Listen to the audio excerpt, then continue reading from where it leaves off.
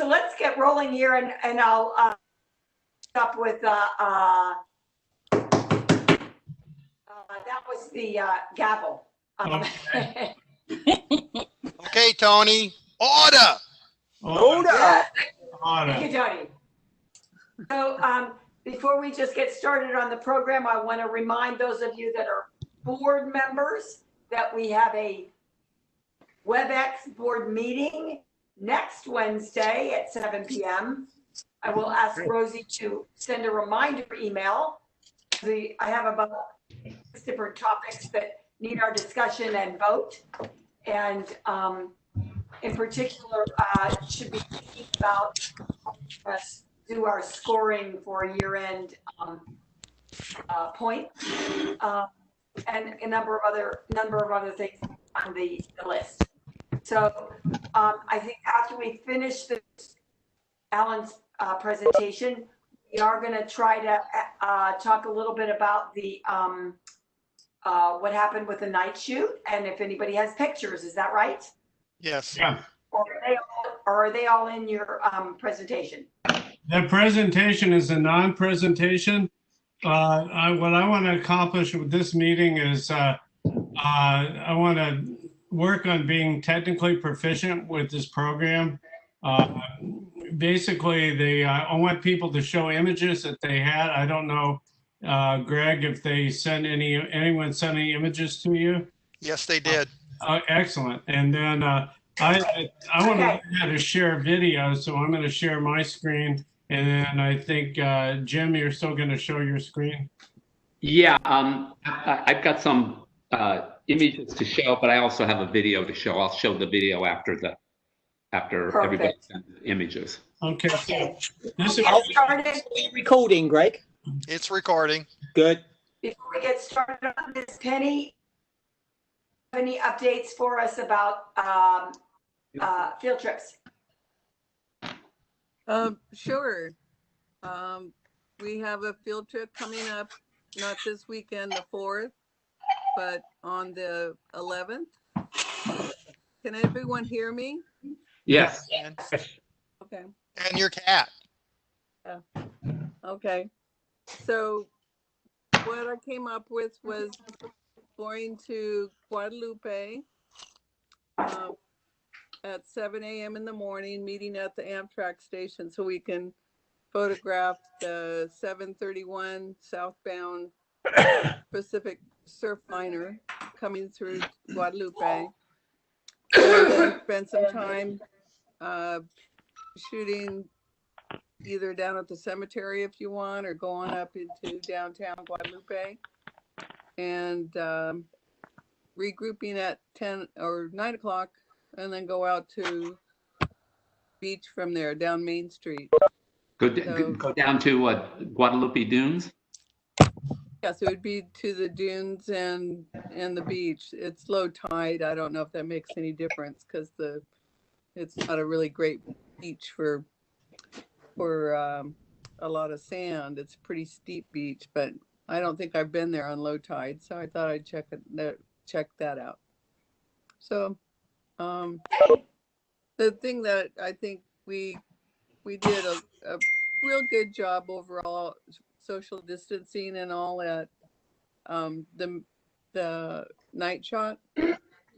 But I know that when we were trying to help each other with the cameras settings and things like that, that we didn't keep 6 feet distant. So for this next field trip, I'd like everyone to have a mask ready to put on if you want to get closer to each other, or when we're out in public, that we would have a mask. Yeah, I think that's a really good idea, because we really didn't keep social distance in a lot of cases. Yeah, I'm guilty of that too. I do want to encourage. I just finished working 4 days over in Bakersfield, and it's not really a lot different over there than here. The cases are just exploding. Yeah. We didn't have the surge back when we thought we would, but now they're planning in Bakersfield to open the fairgrounds. That may end up happening here. If there are just so many more cases. And so any one of us could be infected, and we sure don't want to infect anybody else. So Right. who knows what the symptoms are? Please, everybody wear a mask. Well, it was reported today that there was almost 47, I think 47 or 48,000 cases today in the US, just today. Yeah. Well, is anybody surprised by that? No. Oh, See, if anybody's paying attention at all, you open things up. What did you think was going to happen, kids? Yeah. Not About a after week ago. graduation, Father's Day, Mother's Day. Yeah, Especially when we're, when I just think the data is very convincing that masks are quite effective in preventing the spread. Absolutely. And Yeah. then when we don't wear them, it's, that's sad. Yeah. Right. I agree. We're going to make Penny the law enforcement. Hello, I'll have a long stick so I can beat you on the head with it. All right. Does anybody have a cattle prod? I've got a taser. We are, we're out in public, and it's not unusual for people to come up to us and ask us what we're doing, True. converse with us. So another good reason to have a mask. Yeah. I've got 2 cattle prods and they're both fully charged. Well, Cheryl, if Not gonna ask why. Cheryl's able to come, she could bring the gavel. Yeah. Seems appropriate. Yeah, that's right. I'll knock them on the head. Yep. That sounds like a workable arrangement. I'm gonna try to be there, Penny.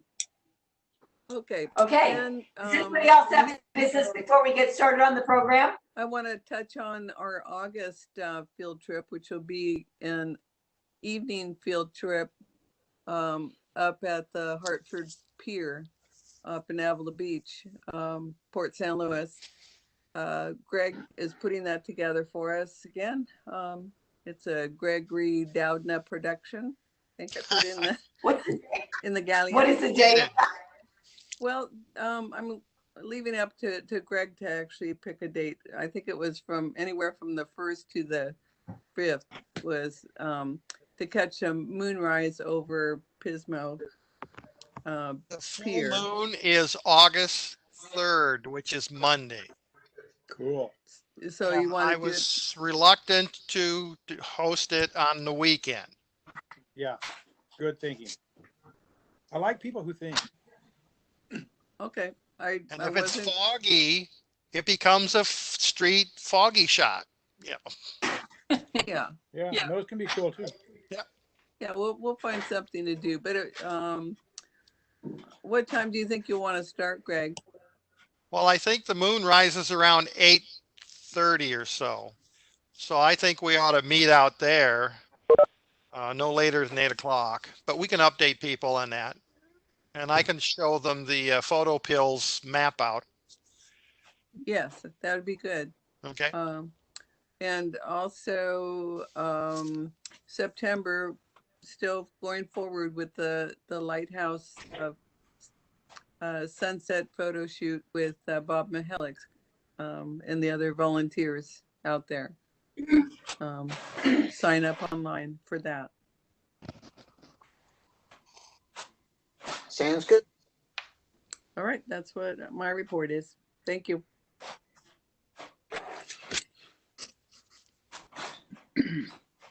Okay. All right.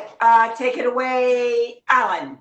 Okay, so what I thought we would do first is if we have images from the night photo shoot, maybe not only show the photos, but let's talk about it, what people did. I didn't go in the photo shoot, but I was curious about, I have a Micro Four Thirds camera, but I have wide angle lenses. How did you do it? Were you successful? I know other people in other clubs were shooting the same night at different locations. So at this point, I think we should let's see the images from the night photo shoot. Okay. Let me see what I can do here. I don't have any from the night photo shoot. We will eject you from the meeting. All right.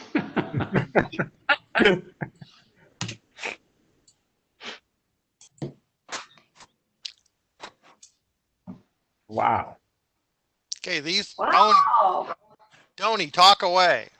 Well, owing to the fact I can barely walk at the moment, I couldn't attend. But I took these photos. These were a couple of years ago out near Paso Robles, and went and found a really dark road, and the Milky Way was fantastic. And I used a off-camera flash on the minimum power to light up that road sign, and it seemed quite successful. It was ISO 3200. It was a 10mm lens on a Canon 60D, and f4 at 30 seconds. The flash just popped during the exposure. It was just one pop. Just one pop, yeah. Uh-huh. Just one pop. In fact, you know, I kept making it lower and lower and lower until in the end I was at minimum and moved away. As you can see, it's illuminated the fence a little. Which was the most effective as far as reducing the output of the flash? Was it low or high? Well, look, you want low power. I think I had it on a 30-second power or less than that. Okay, right. I don't Okay. know how low it goes, yeah. Right. It's just a cheapo copy of a Canon strobe. Okay. But it wasn't on the camera. I was holding it in my hand and just hitting the button, you know, to make it go during the 30-second exposure. So, as I say, that was a Sigma 10 to 20mm lens at 10mm. But the maximum aperture it had was f4. How did you get the distortion out of it? The distortion isn't out of it if you look at the fence. Well, I know, but it's not what I would expect from a 10mm. Well, there's 10mm and 10mm. I mean, Yeah. I've got some 8mm lens that's fisheye, but this is a 10mm lens that's supposed to be rectilinear. Okay. Okay. Yeah, so I didn't take any distortion out of this at all. You'll see one in a moment where I did. I like the composition. I like that with the sign. Yeah, it's been in a competition before. Yeah. But I like gotta recognize that. it wouldn't allow me to go out. I like your concept of using the flash for the foreground fill. Yes, I thought about trying to use a flashlight, but in this case, I took the flash out to do it. Yeah, I think it's quicker, more concise, better than a flashlight. Yeah, yeah. Well, a flashlight would be directional too. I mean, more directional, you know. This is at the same place, but this is on my Sony A6. At the time, it was an A6000. Once again, it's ISO 3200, 20 seconds this time, and it's an 8mm f2 lens, and it was a shot at f2. You can see that light in the distance was somebody's light at the end of their driveway, on the right-hand side. But I should have tried to light paint the tree a bit, maybe. But this is the other end of the Milky Way, because this is directionally opposite where the sign was. So you took this one from Jupiter? Yeah. Yeah. The stars are nice and, nice shape. You didn't have any movement in your stars. That's nice. You can see the 8mm lens effect by the road there. Yeah. Yeah. Mm-hmm. You know, and in, you know, in this instance, it doesn't really make that much difference. In fact, it kind of makes it. No, I like it. Yeah, I like the curves. Yeah. We found this road, this country lane out near Paso Robles. It seemed really, really dark, and you know, you don't see a car down there for seemingly days. And I'm parked up there, and I'm not kidding you, the number of cars that came past and asked if we'd broken down. Well, you can see the light on the fence on the right, and it's coming in behind the oak tree and lighting up in the center. Yeah, Yeah. That was serendipitous. Yes, serendipitous. Yeah. But obviously the lights of Passaro's in the background there. Oops. Yeah. Okay, these were taken at Wasna when I went out with Greg. This time I light painted the bottom with a flashlight, and I put a gel on it, an orange gel to take out the blue, because LED flashlights, make very blue light.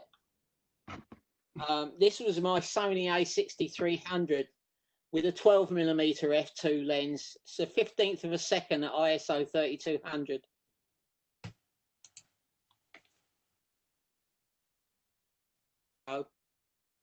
And once again, same place. I was light painting the tree with the same flashlight. You got a nice balance on your tree in the sky there. A lot of the light painting ones I don't care for. They just seem unnaturally lighted. They seem really unbalanced, but this looks nice. Thank you. Yeah. The only thing I don't Nice. understand is why the bottom of the tree there, it's gone kind of funny. It's like it's outlined the branch. Yeah, And I don't understand what that was, why that was. I like your barbed wire. Yeah, it's good, isn't it? Barbed wire's great. Now, Tony, this is a composite, isn't it? No, this one isn't. Because that tree is facing north from the road. Is it? Yeah, I think I that took you some- took I took- and then composited. Yes, yeah, you're right. You're right. Yeah, because I know that tree very well. So there you go. That's a composite. Okay, Cool. who's next? Thank you. I don't think the Boulevard. Oh, Glenn's here. Okay, Glenn's up. Wow. Glenn, tell us.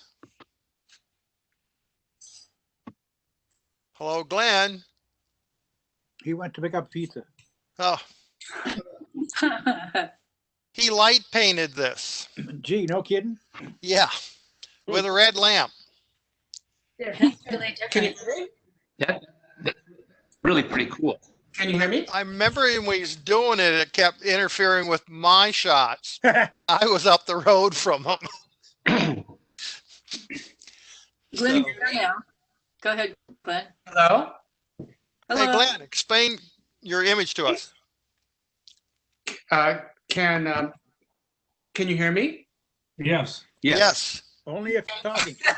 Yeah, this was with a 14 to 24 millimeter lens. I was getting tired of the cars coming up and down the Wasna Street. So I'm going, well, I'm going to try something different and go off the fence and shoot the other direction. And I pre-focused it on infinity and taped the lens so it wouldn't shift. And pointed it up there with about a 14 second exposure. And I had a red flashlight, and I'm going, well, why not try illuminating the foreground? And it was about a 5-6 second painting, and I looked at it and going, wow, this is really cool. The two bright star on the bottom right is Jupiter, and the one about 8 o'clock to its bottom left, that's Saturn. Right. This was so much fun. I learned a lot. I went and looked at some magazines. There's a really good article in Sky and Telescope on how some other people do it. They take 2 exposures. They take 1 exposure of the bottom half, and then they take top exposure, and then they use Lightroom or Photoshop to really bring out the top portion with the Milky Way. I haven't done that yet. This is basically a straight shot right out of the camera with Hey, manipulation. Glenn, That, what you just described, that procedure is exactly what they used to do in the 1800s when they were making photographs outdoors, and they had, very slow film. So they would expose for the ocean, for example, and one for the sky, and then they would combine them in Lightroom. So that technique is pretty old. Wow, Lightroom's older than I thought. It's very useful. It's a great technique, obviously. This Photoshop just makes it a whole lot faster. Exactly. I've never tried it, but I want to try it with this photo. Yeah. Okay, are we done? Uh-huh. If anyone wants to show me that sometime, that'd be really Yeah. cool too. Well, it's a great photo, Glenn. Yeah, thanks for showing it. Yeah. Oh, thanks. Okay, the Calverts. Oh, these are mine. This was just, I forgot to bring my tripod. Doing star photography without a tripod is recommended. But this was waiting for the sun to go down, and I just liked the mailboxes, so Well, I thought those were birdhouses. well, they could be. Yeah. They could be. And then Ron was nice enough to let me borrow his tripod. And when he was done shooting the movie, Wow. I did a few shots as well. And you can see Jupiter kind of peeking through the trees there. And Saturn is in the orange part of the horizon.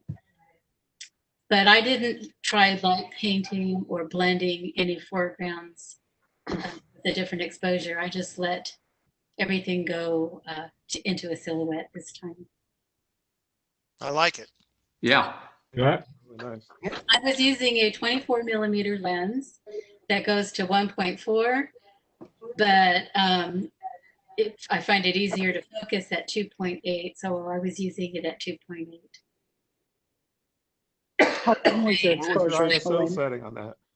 I think this one was 3200, and it was a 15-second exposure. I did do some at the next one's at 6400, and it's a 13-second exposure. That's beautiful. Yeah. Thank you. Yeah. Yeah, this one is, I did this one because I wanted to get a good shot of the planets. Yeah, Jupiter. I'm losing a big portion of the Milky Way because it was getting so high, but I did this mostly for the planets. And this one was at 6400. What time of the evening were those shots you guys did? After Well, 9:30. After what? After 9:30. To about 11 or 11:30. Right. It was Okay. close to midnight when we left. The galactic center didn't rise until almost 10:20. And this one was getting pretty late, and you can see the Milky Way was moving higher in the sky. So I could have switched vertical, and then I could have got some of the horizon and more of the Milky Way, but I didn't think of that at the time. Okay.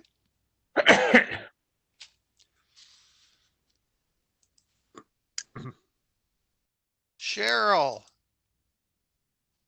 what planet is this? Yeah, that Milky Way is really ridiculous. Did you all miss this image when you were out there on Wasna? I can't believe nobody else got this image then. Well, we were looking skyward, I guess, and we missed the action on the ground. Okay, this is the only thing I sent you, and I did not take this image. It was sent to me, and apparently I just thought it was so, I'm like an animal person, but this was apparently some world winning, I don't know what the competition was, image. And the story is that this, you see the elephant has a little lion cub in its trunk. And the poor little thing was dying of thirst. And so the elephant picked up the cub and is carrying it to a watering hole. And the lioness is just walking along and letting the elephant do that. And I'm like, wow, that's, I don't know if that was a composite. It's pretty amazing that that isn't a composite. But anyway, just I thought the story was good, and I just bring a little heartwarming animal story. The end story was that the elephant put the cub into the watering hole. Yeah. And then stepped on it. All right. Thank you for crushing all the goodwill, Jim. Can we play the movie? Yeah. It's a video. Does it? Never mind. Okay, Ed. You know, I made a picture just like Oh, where is that? this. This It's is not on Route Wasna. 66. It's not the most recent alignment of the old Route 66. The most recent one is to the right of this frame across the railroad tracks. It's maybe actually, I don't know, an eighth of a mile, maybe something like that, off to the right of this photograph. But this is the early alignment. I came through this section in 1990 on a bicycle, and it hasn't changed a bit in 30 years. The original photograph was the sky was a little lighter and bluer, and it wasn't really giving me the mood that I wanted. So I did darken the sky, and I took the blue cast out of it. And this is the feeling that I wanted to deliver with it. It was, it's a very, there was a dog there, and he left, and I didn't know where he went, and he never came back. I wanted to get him in the picture too, but it was gone. Well, taking the blue out of the sky makes it look like there's a storm. Yes, that's what I wanted. That's Yeah, what I wanted. it's really effective. Yeah, it really gives it a lot of. Taken probably, I think it was taken last year, 2019, in the early part of the year, and I made the photograph, and then I looked at it. I wasn't real happy with that process, but then when I realized, it just needs more of a gloominess to it to really bring out the little bit of color there on the market. That market's been there. I think it was built in 1903, if I'm not mistaken, but I could be thinking of some other place on Route 66, so I could be wrong.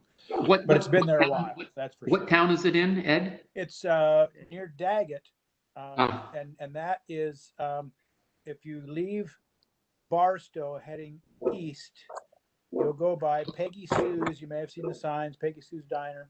It's actually just south of that on whatever street it is there that heads toward. And it's, as I said, it's one of the early alignments of Route 66.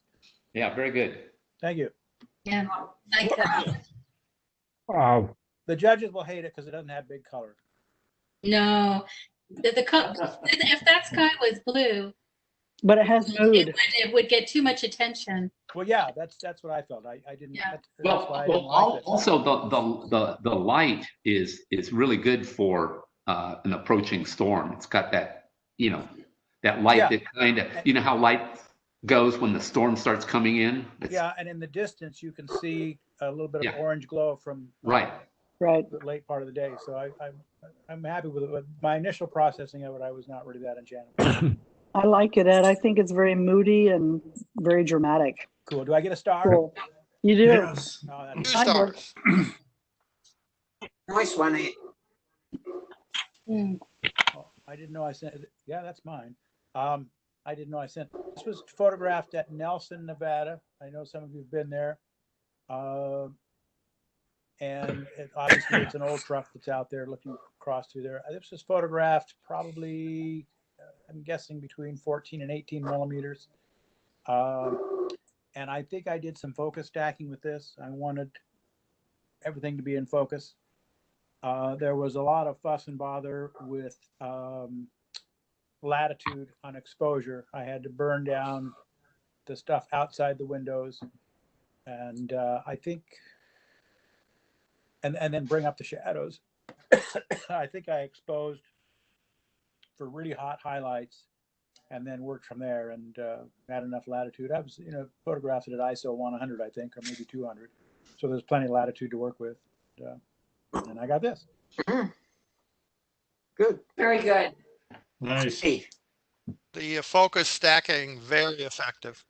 Oh yeah, I really like that. I know some of you have probably done that. The program I use is called Helicon, and I've been really, really pleased with it from the very beginning.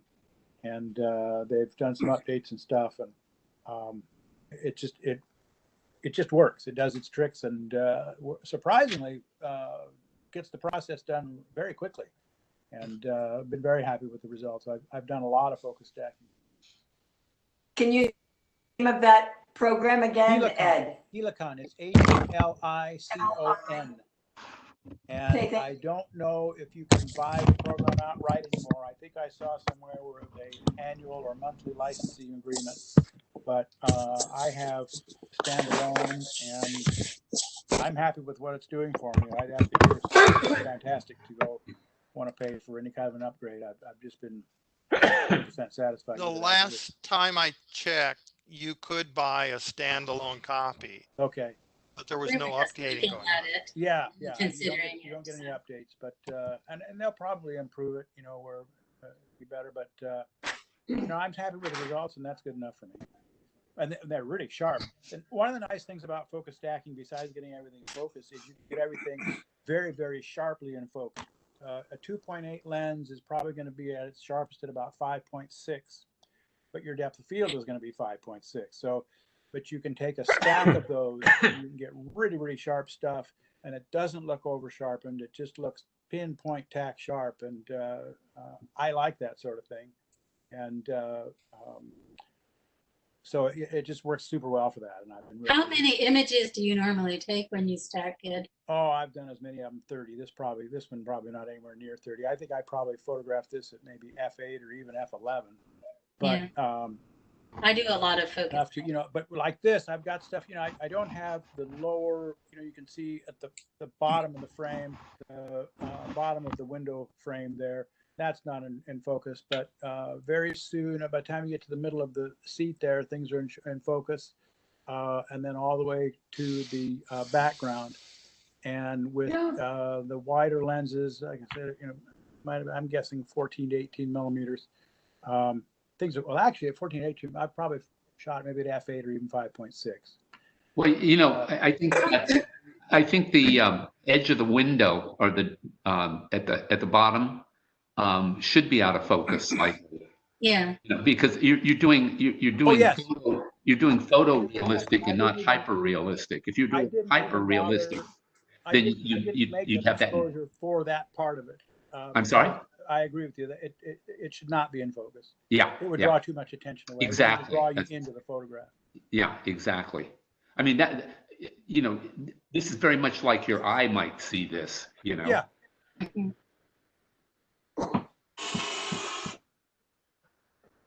Nice.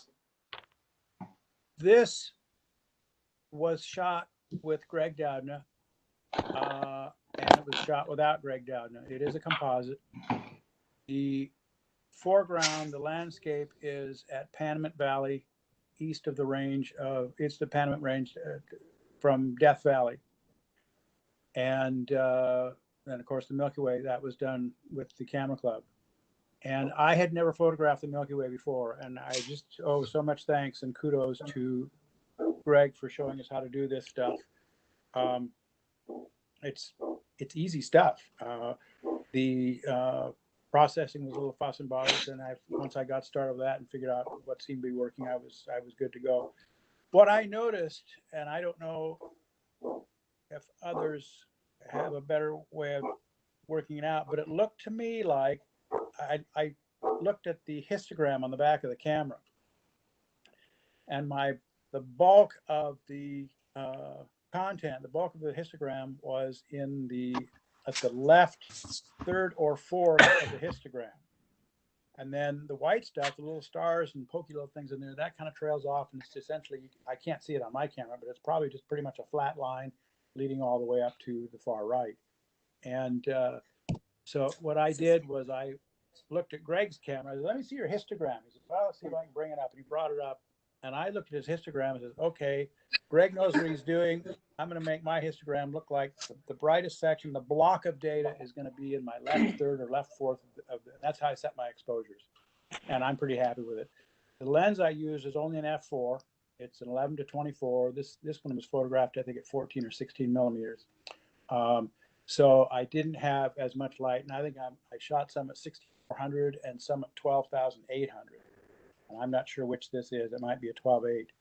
But I put it together with the Panamint, and I think it was nice balance with the foreground stone and then the Milky Way in the sky. And I'm satisfied with it for a first shot. You know, the Milky Way. Yeah, I'm a happy camper. I'm surprised how low the noise is. Yeah. Well, for digital presentation, the low is pretty noise. The noise is pretty low, but I would not be able to print this at any reasonable size. I could maybe make a 5x7, maybe at the most, but 8x10, and certainly the size I usually do, like 12 by somethings. No, they'd be dirtier than hell. I wouldn't print it. Yeah. I don't know how long ago was I photographed. Penny and I were on the road somewhere, and we stopped. There were 3 horses, and there were beams of light coming through the clouds, and I liked it, and I pushed the button, and this is what I got. Like it. Yeah, nice. Yeah. Opportunity. Yeah. Nice that you had 3 horses Oh, cooperating, yeah. all looking at you. We had to call a couple of them over and round one of them up, and you know. Usually one of them has their butt to me. Yeah, that's usually what happens with me too. I got a lot of. I have opportunities for a lot of animal butts. Yep. I don't usually photograph them. A lot of opportunities for that. There's a magazine called Animal Butts. You could. Yeah, I have that. They've published a lot of my stuff. Animal butt today. Yeah, Butts Are Us. Butts Are Us and more. They have an online shopping.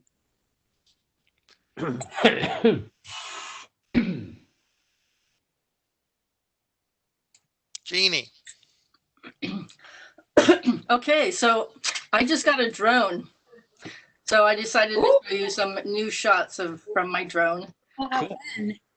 And this is Lake Murray Valley Club with the lake in the background, which I just took a few days ago. So we actually still have some water there. It's not very deep, but you can't see the water from where you can stand.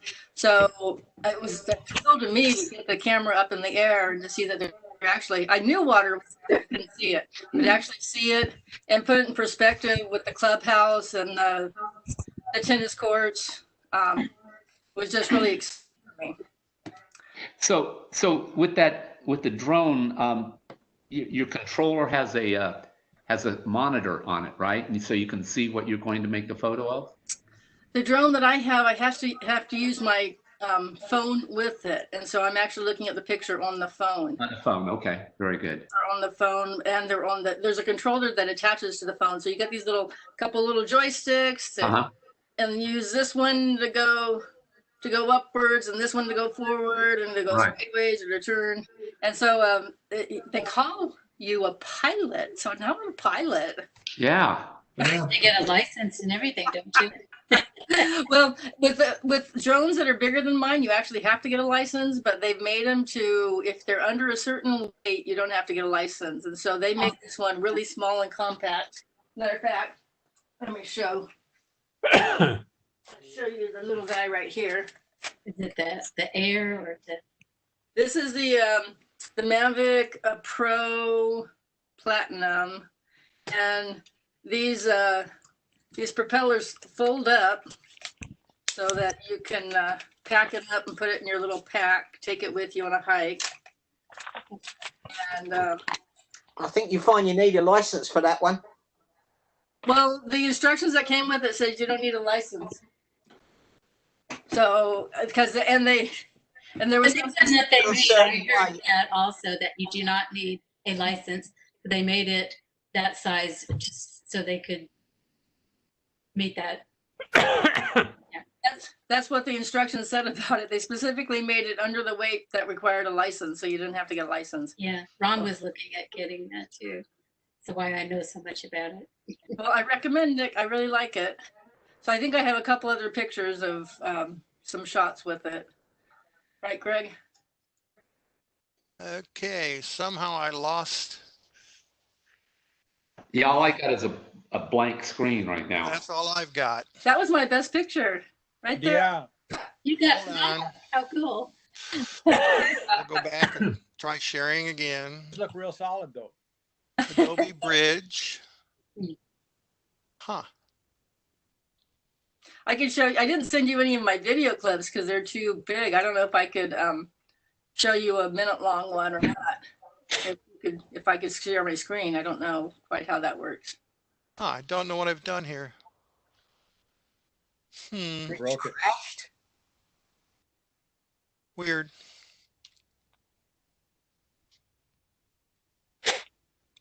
Well, that's the Dickens. Let me. So well.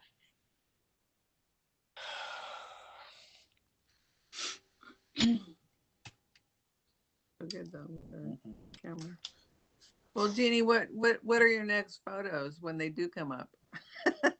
Well, that's a good question. I'm not sure what I sent them. I think they're just same views of the same thing. So if you can't get mine up, just I mean different views of the same thing. Hi. So if you can't get mine to come up, but you can get someone else's, just go on to the next person. Well, we're having a little technical difficulty, so. He may not be able to get any of them, right? I don't know if I can share my screen or not, because I could pull up something, but I don't see any way to share my screen. Well, I've got the screen active. I want to put a little sign on Jim McKinnis's screen thing that says Kilroy was here. Peering up over the bottom of the screen. There you are. Flavio too. Huh. Bonnie. Share content. Maybe it's the break time. There you go. There you go. It's back. Oh, I found it.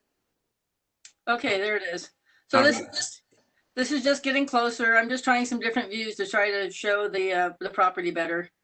You can go to the next one. Did you see any Taliban out there?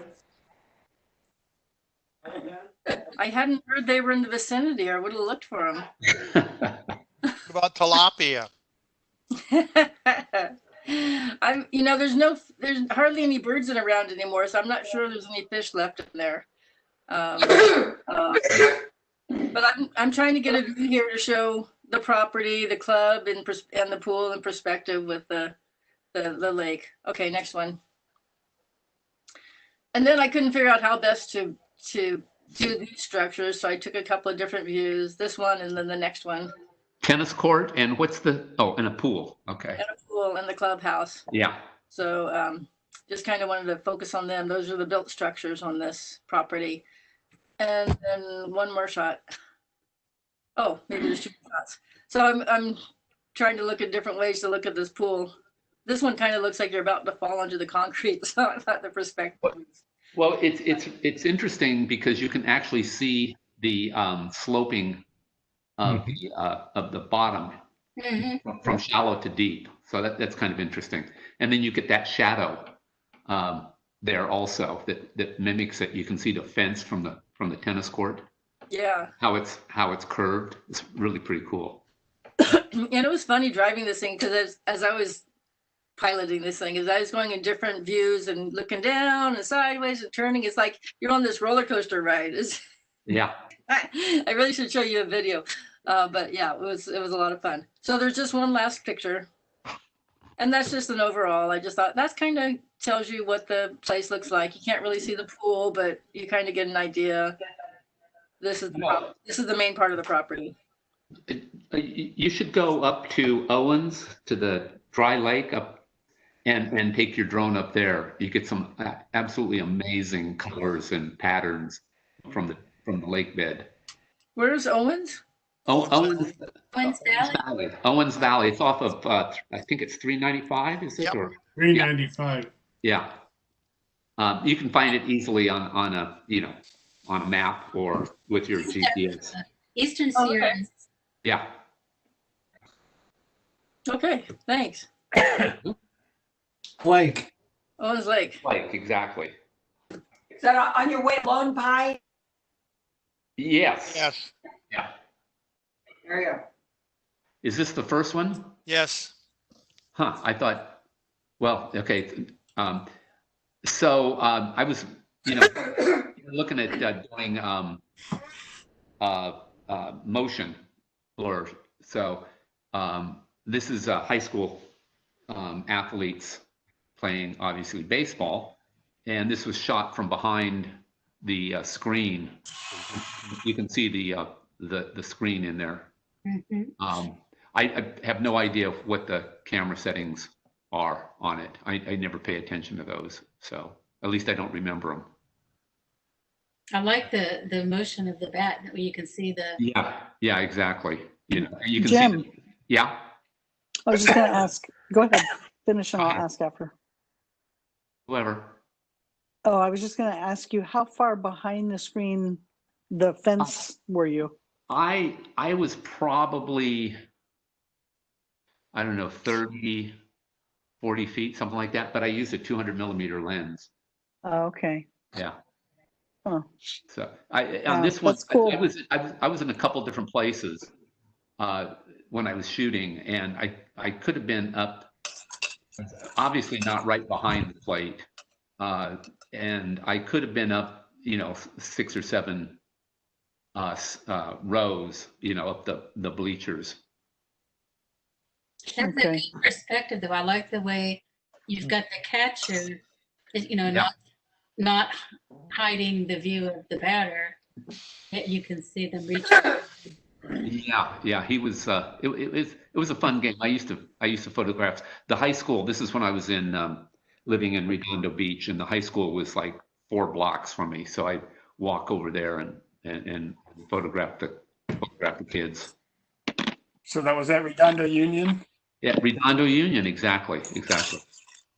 Yeah, and this is another one, the same game. And again, this, of course, now here I'm at least 90 feet away.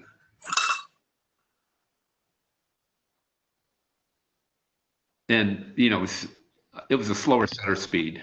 I don't know, maybe 1/10 of a second or something like that. Yeah, I like the graphics on this one. Yeah, it turned out you got a cross there, and you got the green and the brown and all that kind of stuff. My LCD TV looks like that now, It does. as of yesterday. Oh wow! You must have gotten a bargain. Well, seeing it's 14 years old, I'm apparently going to buy a new one. Yeah, probably a good idea. Gonna get an 80-incher. Yeah. This I made this. I do not have screen envy. Yeah. I made this in Frascati in Italy, and this is a 50 millimeter lens, which is what I usually almost use it exclusively.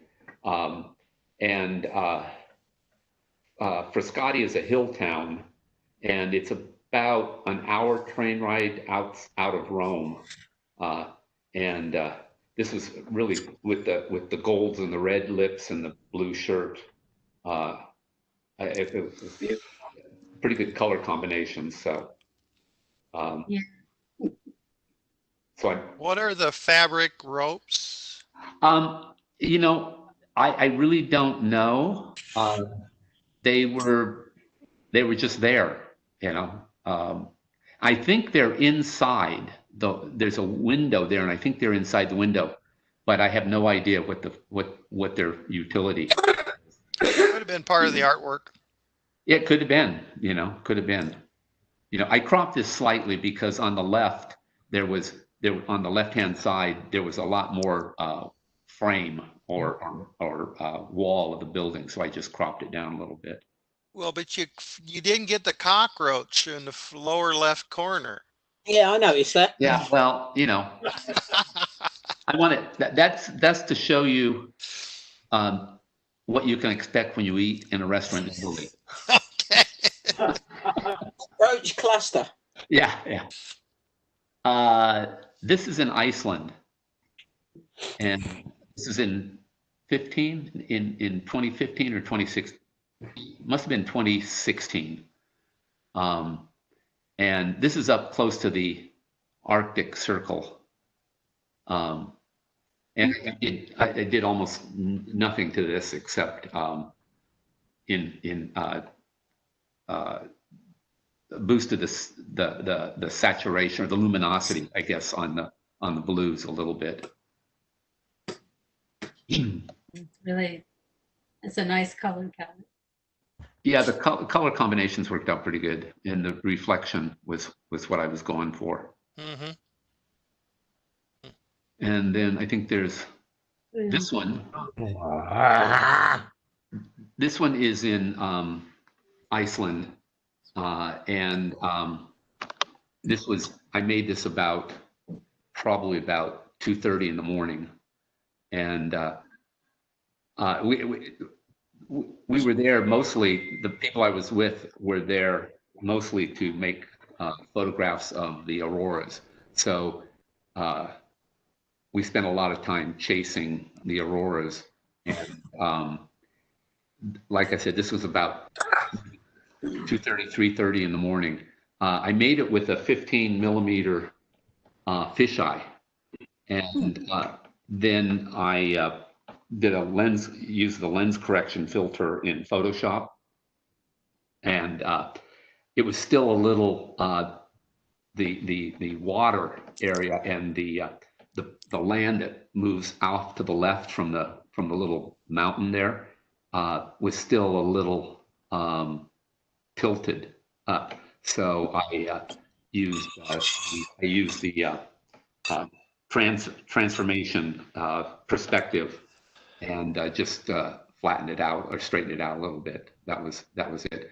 And I did some dodging and burning. It was kind of dark, so I did some dodging and burning to bring up the road and some of the shadow detail, stuff like that. Beautiful image. Yeah, well, What a thanks. cool experience. That'd be fun to do that. Yeah. Yeah. It was. We had the guys I was with has been to Iceland. I think it was his 19th trip, so he knew the land pretty well, and he had his laptop that had a program that would tell him the best places to go for on any particular time to see the auroras. And then he also had a weather application that would tell him, what it was going to be like at any of those locations. So Wow. What time of year was that? I'm sorry. What time of year? This was in March. So it was it was in March. Now we ran into all kinds of weather. I mean, there was one day that we had whiteout snowstorms, and an hour later had sunshine. And then rain, or hail, all in one day. So it's pretty interesting weather there, And also in Iceland, it's illegal to not help someone who's having car difficulties or who is stranded, because it's a matter of life and death, or it could be. You get stuck out there, and and we actually in quotes saved 3 people, who were stuck. This one couple, they were tourists, and they had a passenger car, and they were driving, and the snow just built up under their car until it lifted the back wheels off the ground, and they couldn't go anyplace. So we had to dig them out, and it was on the road. We had to dig them out on the road. Huh. Crazy. Yeah. That's scary. I assume that was the moon. That is the moon. That is the moon. Yeah. So I got a question for you on that last image though. Uh-huh. Go. Why did you choose to shoot with the fisheye and then do all the corrections to make it so it didn't look like a fisheye? Well, I was experimenting with the fisheye, so I wanted to see what it would look like. And then I liked the photo, but I didn't really like the Effects. Yeah, the effect was really noticeable. This was like it was in a you know, I don't know, parabola of some kind. You know, it was really bent up on the sides. Right. And I mean, I liked that one too, but I didn't. You know, I decided to see what it would look like if I lens corrected it. And this is much more effective. It's kind of cool. It's almost like all the green is exploding out of the mountain, you know? Yeah. Kind of cool. Yeah, thanks. And this is just something I made in Paris. It's just, I just walked by this sign and I thought it was pretty interesting. The only thing other than the you know, exposure and stuff like that, the only thing I did to it was the smiley face.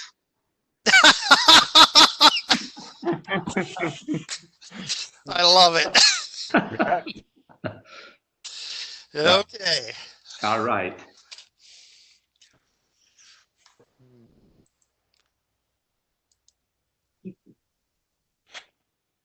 Penny. That's right.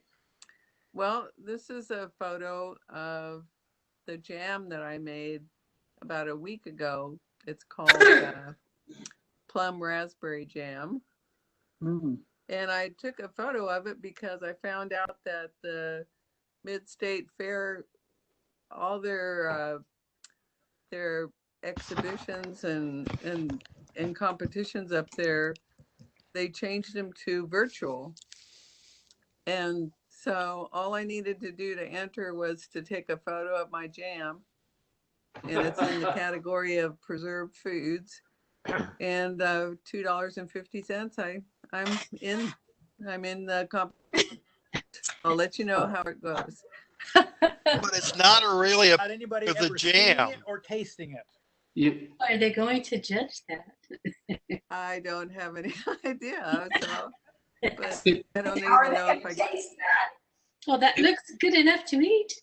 You know, Penny, Well, it is good jam. I can guarantee that. But we had some of the new batch, and it's excellent jam. But Penny, that's just so crazy. You know, some of you may know I've judged one of the categories up at Mid-State Fair for their fair competition, for print competition. But I don't get to see the prints until they're already judged and they have the artist reception. I have to judge them from online entries, digital entries. And you know, and I know that, like my photograph with the Milky Way, okay, that looks fine on the computer screen with the amount of data you need, but I didn't have anywhere near enough clean data to make a good print. But that could do really well in that competition. And then you get there, well, this isn't a butt ugly print. Well, how the hell did this get a prize? So but this takes it to an altogether new level entirely. You can't smell it, you can't see it, and you're not going to taste it, and they're going to judge the jam. How they do that is God. You could, Penny, you could smear that all over your body, have Ed make a picture and call it Pennies in a Jam. Well, they wouldn't let me. You know, all they wanted to do is have a photo of the jam. It was they were specific on that. I was going to do all kinds of staging of some fresh plums and some raspberries and a spoonful of the jam and all this stuff, but they said they just wanted a photo of the object or whatever you're bringing in. So they had pretty much all the things that you see in the home ec area, all that stuff. They said it's all virtual this year, and that included all the fine arts too, like photography and such as in the past. So I'm sure fly somebody in from France that is an expert at judging jams by looking at them, and they would be able to magic. So anyway. 250 well spent. Yeah, I'll let you know how I do.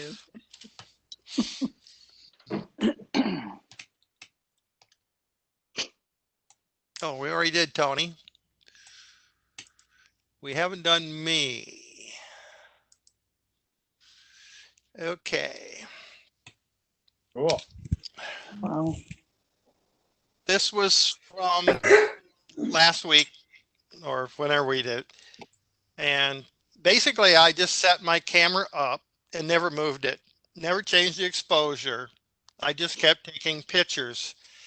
And the Milky Way rises curvature towards the left and then slowly goes vertical. And that bright center is the galactic center. This was taken about 10:30. And of course, that's Jupiter rising over the oak tree. This was a Rokinon f1.8, 20 millimeter, fully automatic, fully manual lens at 15 seconds, 3200 ISO. And it took me That was awesome. 2-3 minutes to develop it. Yeah, that's cool. Very good. Yeah, beautiful. And then We were, well, I wanted to go on this field trip, but we left to go out of town. So I was like, oh man, every time we do Milky Way shots, I've missed out on those field trips. So well, one you've of these got days. July, August, September, new moon. Yeah. Yeah. Well, All right. Ramona, Right. if you look to see when there's the new moon and you want to go out, then just, I bet it would work fine if you put out an email to all of us, through Rosie if you want, and say who would like to join me. I would Yeah, go. well, yeah, because I would love to learn how to do this. I know we've had people in the past at the club that have talked about Milky Way shots and the settings and things like that, but yeah, I don't want to go out by myself. So yeah, I may No. try to figure that out. No, you don't want to be out there by yourself anyways. No. Well, yeah, that too. Yeah. My other goal while I was out there is I wanted to do a time lapse. And my Canon 5D Mark IV has an intervalometer in it. And when I tried to use it, I discovered that it only works in manual mode, and it attempts to adjust your shutter speed and then your ISO automatically. Well, the lowest shutter speed you could get to was 0.5 seconds. When you switch to bulb mode, which is where I took all the manual shots, the intervalometer is disabled. So I sat there and I manually took 17 different images. Wow. And this is what I got.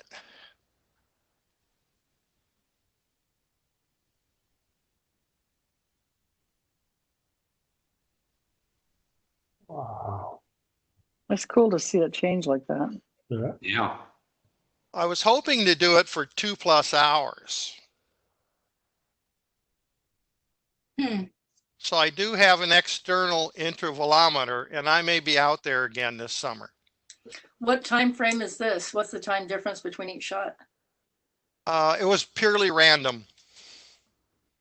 So That was cool. Yeah, that was still effective. Couldn't you use your intervalometer with shorter, whatever your slowest shutter speed or fastest shutter speed, whatever, and just take them close together and then photo merge them? You weren't getting an exposure. Everything was black. Oh, okay. Instead of a 15-second exposure, Right. I was getting 0.5. Right. Okay. They wanted 128K ISO. Yeah. I said, well, that stops. Yeah. External's the answer. Okay, what's next? Well, do we want to take a break for 5 minutes? You want to keep going? I'm going to take a break. Yeah, we can take a break. Okay. 5-minute break. So it's 8:07. Right. At 8:07, how about if we're back at 8:15? All right, sounds good. Anybody got a joint? I'm just going to recycle beer. Ah, right. Okay. At 15, okay. Okay, then. Ed, who's left? Uh, I'm here. Tony? Boy.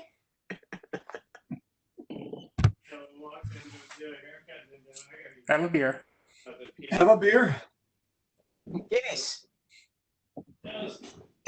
it's good for you. We understand you had some excitement, Chuck. Oh, yeah. An apple of fire came within, I don't know, very close to our house. Wow. And we had to evacuate. You had a fire? Yeah, off 101 Uh-huh. at that bend by Avila. Uh-huh. Hill caught fire and it came within, Oh, but this was a couple weeks ago, right? yeah, it was a couple weeks ago. Yeah. It was a little scary.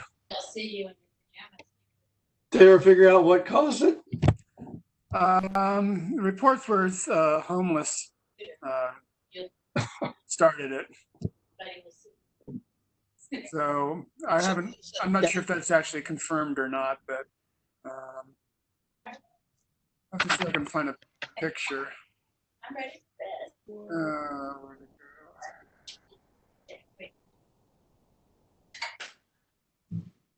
I'm ready for bed anyway.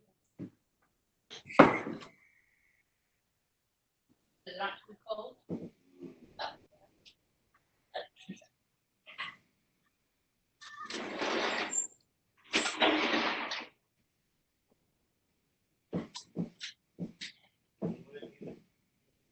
Ready for bed anyway. Because people are eating. Yeah, now we're up to 9. But there's no alarm.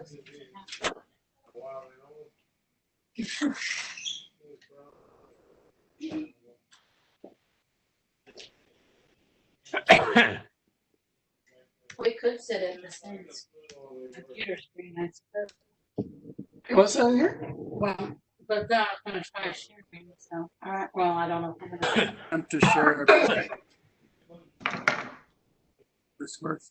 This was taken from my driveway. Yeah. So Yeah, it was- You showed this. I saw this one before. yeah, I think I showed it to you. Yeah, yeah. That's close. Yeah, that was close. And that was just before the police came and started telling us we had to get out. And is that hill, does that go around behind your house? Yes. Wow, so so you were lucky it went on that side, not closer to you. It went kind of behind us. This is from my backyard. The next day they're dropping still putting out the fire. Yeah. We were surprised that house That survived. that guy that owns the house hasn't heard about clearing the No. shrubbery around your house, I guess. And that's from their backyard there with the water. It's lucky that it was so close to a good water. Yeah. source. Well, I often wondered, like in Santa Barbara, they always have to go to the airport and stuff. I'm going like, you have a big ocean right there. Yeah, this is just they would fly over the ocean, fly back, and dump it in a couple minutes. Hey, you got an unlimited supply. Yeah. But they have a basket underneath that hangs from a cable. Yeah. Yeah. That was pretty neat. That was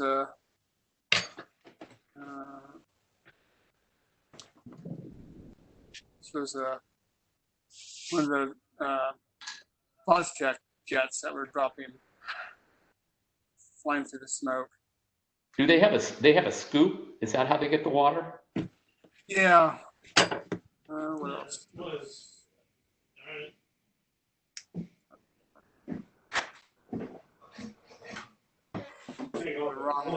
Stuck because the chain got ripped. This was when I was waiting for them to let us go back home. That's down closer to Pisno.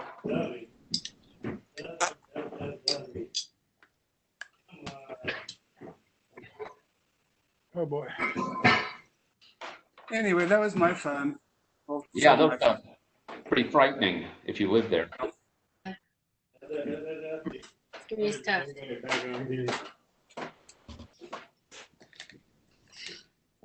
Yeah, I told you that my middle daughter living down in the Carlsbad area, they had a fire down there called the Sapphire Fire. Mhm. And she lived on, it was named after the street she lived on. Oh boy. And the fire came up the hill and basically ended about 100 yards from her house. There were quite a few houses that are at the end of our neighborhood that the fire came up right up to them. I mean, no houses were damaged, but it was, Yeah. the land was just burnt. It was pretty amazing. Well, at the end of her street, there was a couple of houses that are no longer standing. Yeah. Where is this, Chuck? This is where you live? Down in Carlsbad. If you're asking me, it was down in Carlsbad, Oh, yeah. California. And where do you live, Chuck? And Shell Beach. Oh, okay. On the east side of the 101. So it got pretty close to your house? Yeah, it was less than a mile. I mean, maybe a half mile, quarter mile. That's spooky. To me, it looked like a quarter mile, maybe. Yeah, about a quarter mile. Yeah. And I don't know if any of you know Tim Bryan. He's from the San Luis Obispo Camera Club. He lives up in the Pescadero, but there's that Paso fire just recently, and it burned down the house his grandparents used to own. Oh. I guess they sold it in the 40s, but the guy who bought it was renting it out, and the guy who rented it was trying to save money to buy the house or another house, and he didn't believe in banks and had all the money stored in the house, and the house burned down over a couple $100,000. Oh, no. Yeah. Oh, my gosh.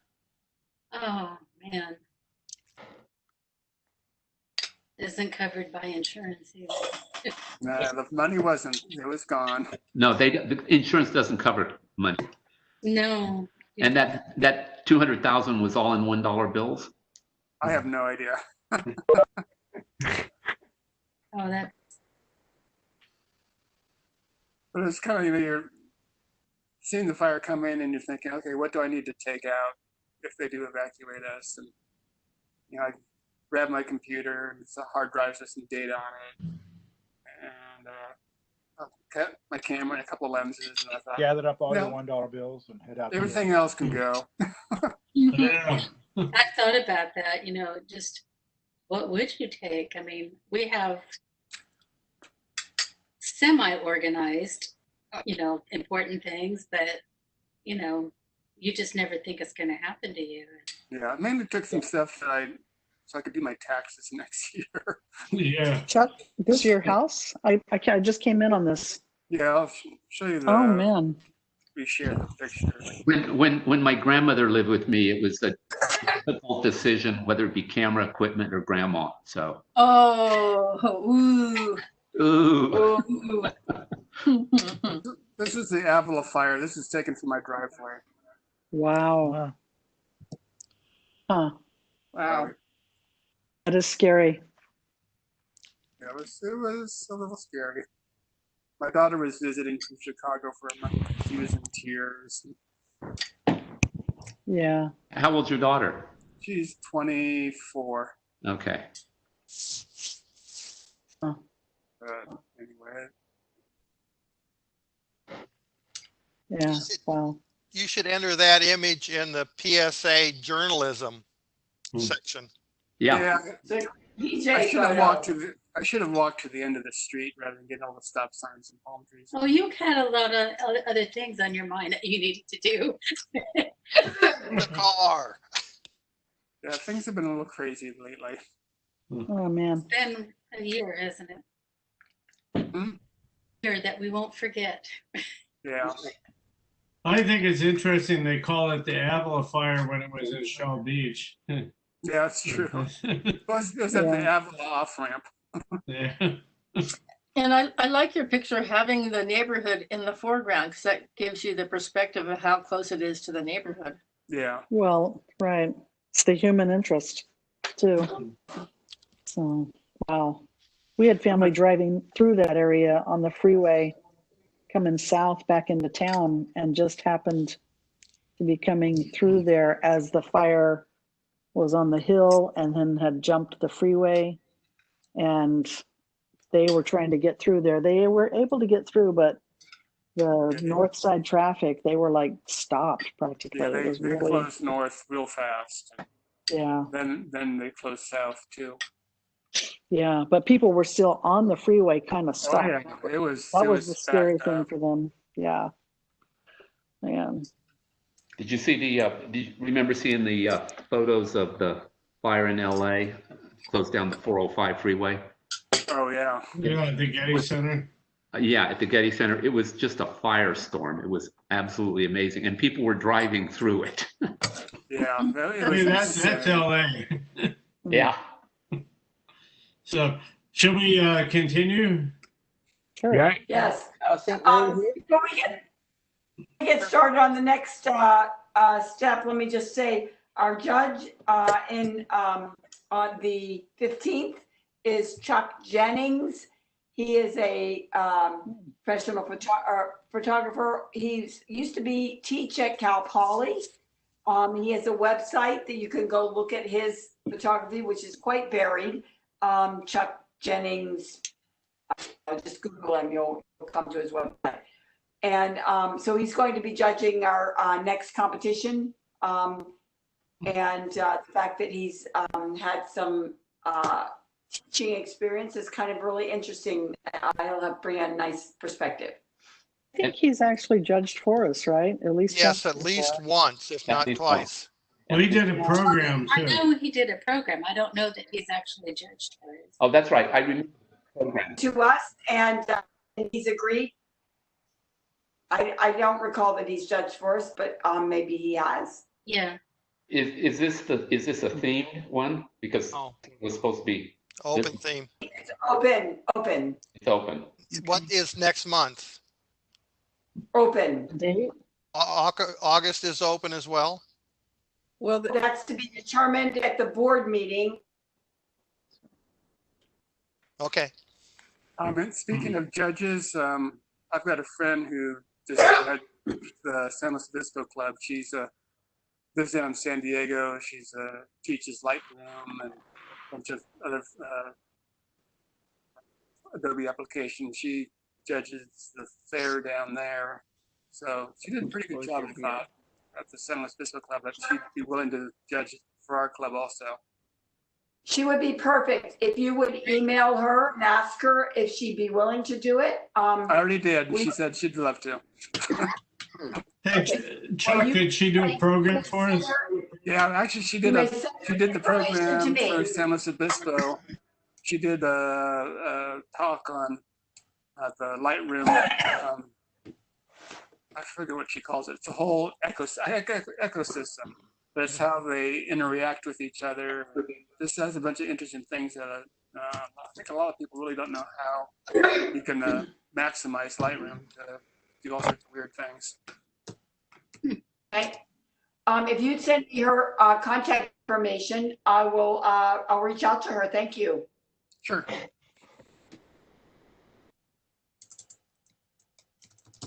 Okay. Alan. Yeah, should we continue? Yeah. Okay, something I want to learn how to do is how to share a screen because I've never done it and I don't think it's very hard. But I wanted to show something I'm working on, time-lapse video. It's a little over 2 minutes. Okay. And then I think Jim's going to share a video, and anybody who wants to share anything on their screen, it could be from a program, it could be whatever. But I have some questions, and Greg, maybe you can answer them. Yeah. My video has audio. Can I share the audio? When you choose share, one of the options is to set it for audio and video. There's Okay. an option in the box, that share box. Now, is the volume controlled on my end or is it controlled by the program? It's controlled at your end if you're sharing it. So I don't want to crank it up too loud. No. Now, the rule is this meeting was started with everybody enabled to share, Okay. but only one person at a time can share. Okay. When you share, you have to exit your share or nobody else can share unless the host, me, evicts you. You share, That sounds like a good idea. you share by dragging your arrow down to the lower center of your screen, and you'll see a folder with an up arrow inside a circle. I see that. Yeah. It says share content. Okay. Now, if you click on that, it'll bring up a box, and up in the upper left, it says optimize for text and images. Mm-hmm. Check the down arrow and choose optimize for motion and video. Okay. In that same screen, it shows you all active screens on your computer. Okay. It says, do you want to install audio drivers so you can share audio from your computer? I've never seen that. Okay. Well, I have a Mac. Well, it's your fault. Well, I got two PCs, but let's see how this works. Now, remember, if it's not already open, you can't share that window. So like when I'm showing pictures, I have Bridge open in the background before I share. Let's see how this works.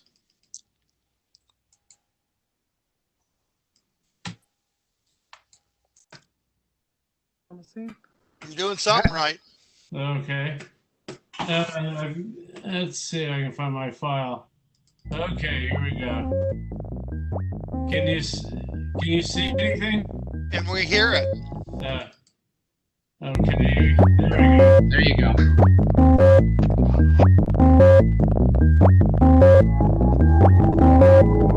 The audio is loud.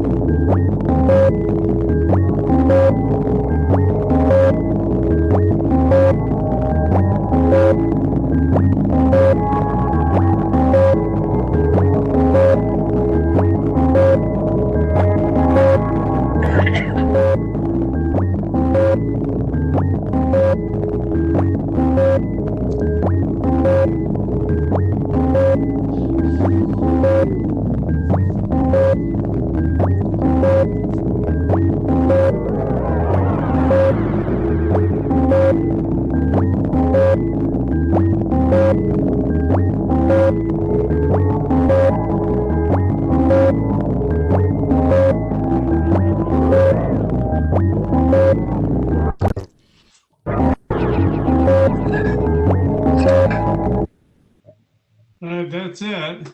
Very good. How do I get out of here? If you roll your scroll up to the upper middle of the screen, Okay. you should see an orange block show up that says unshare or stop share. Okay, stop sharing. There we go. Got it. All right. Hot diggity.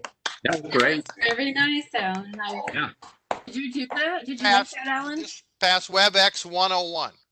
All right, very good. Yeah, that was I was stuck in my mom's house. I had a tripod and a point and shoot camera that has a time lapse function, and then and I couldn't go outside except to go shopping. So that's what happens when you're stuck in the house in a high rise. Yeah, that was really creative. And then the music part is I have 3 Moog semi-modular synthesizers, and I had them wired together. And that was I'm putting it together for a digital arts group thing for the it's like a judged competition at the Slow Art Museum. Yeah, so I'm working. It's not finished. So That's very good. Thanks. Very good. I like cool. the monochrome part the best.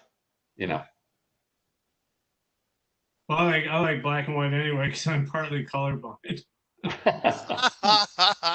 That explains a lot. Oh yeah. So Jim, you have some stuff to show. Yeah. See, I got it going here. Let me see if I can share the screen. Yeah, Jim accidentally sent me a video that it was an error in the computer, and I liked it. So Yeah. so I asked him to share it. I think. Let's see if I can find it here.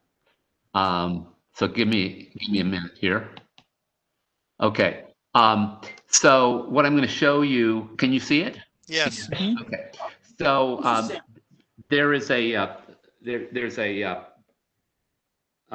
thing they call, well, a competition, I guess you'd call it. It's called the Black and White Spider Awards. It's an international competition, and they do one every year. And so I've had work in a couple of them, and this year was the 14th annual Black and Spider Awards. So they made a video. They make a video of. They have multiple categories, and from nudes to photojournalism, you name it, and they've probably got a category for it. So mine is in the silhouettes, what they call silhouettes. So it's about, I don't know, it's about a minute and a half, something like that. So I'll just show it to you. Oh, now Greg, you said when I share, well, I don't know if it'll have sound or not. Maybe it's not important. Yeah, it may not. Yeah, so I'll just do it without. But well, the other one is for video. So you do want to check the down box and select video and audio or whatever. Well, let's see. Upper left-hand corner when you choose share. Oh, I just chose share already. So let's see here. So just play it and see what happens. Yeah, I'll just play it and we'll go with that. So. Yeah, sound? Yeah. Oh, okay, good. And they show you obviously who the photographer is in the country. Actually, the sound has disappeared. You turned it off.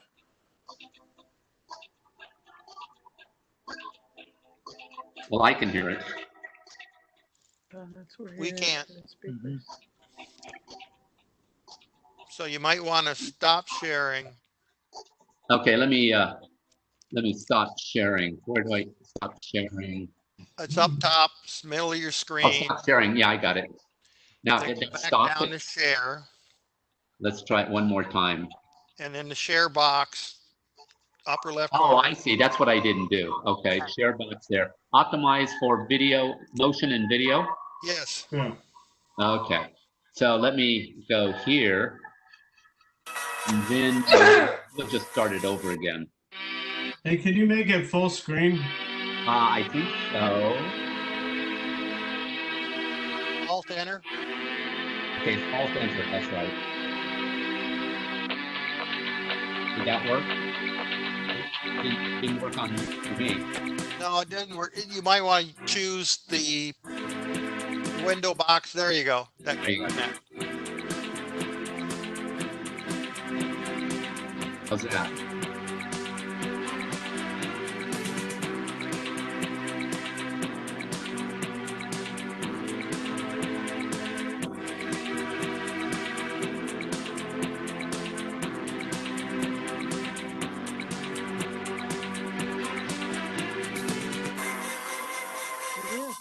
Recognize that image. Yeah.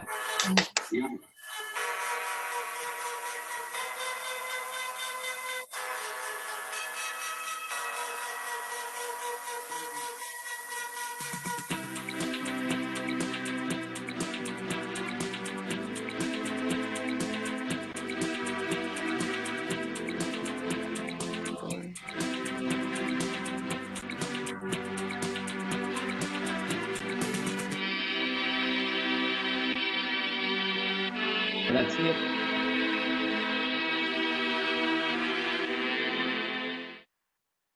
Wow. So- Well, they got the cool shots in there. A word for your image. It was wonderful. Well, thank you, thank you. Very Yeah. cool. Great It- category. It's a pretty competitive competition. About that. Oh, you Now, want- were you one of the greatest judges in the world? well, yes, of course.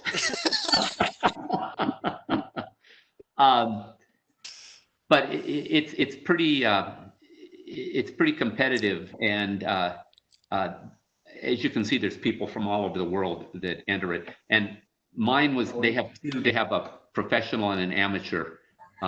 So I enter the amateur. It's a little bit easier to get in if you're not going against the professionals. So, but Pretty good to me. yeah, well, thanks. So But anyway, you're a professional, Jim. yeah, well, who knows? Okay. Yeah. Well, Here. actually, the photojournalism's up here. Since we do that, do you want to see that too, or? Sure. Sure. Okay, let's see if I can get it going here.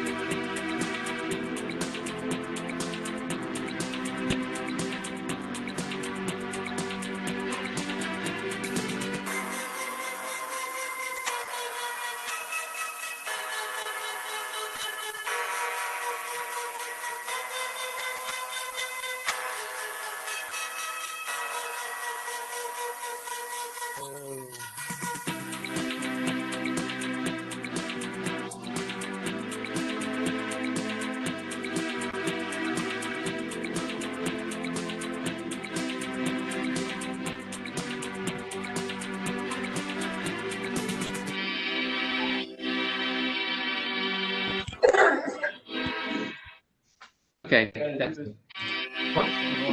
Let me stop it. Okay, there you go. To cover the whole thing. That's cool. Thank you, Jim. You're welcome. The photojournalism was some pretty interesting and spectacular photos there. Yes, there were. So what's up next? Let me stop sharing. Yeah. All right. Anybody else? If not, I have something I might want to share. Okay. Share, man, share. Let me see.